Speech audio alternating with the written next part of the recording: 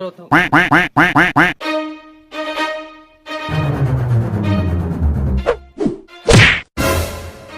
મારા નોકરે લાપતો ટોટો તને ફેકરની માં બાળો કાઢવામાં આવે. કઈ વાંધો નહીં, કરો હિસાબ. માથાડે હે કઈ વાંધો નહીં, બુધાલાલ ખવડાવી દો, ભાગું. બુડાલાલ ખવાય, બુડાલાલ ખવાય, રામબણ ખવાય.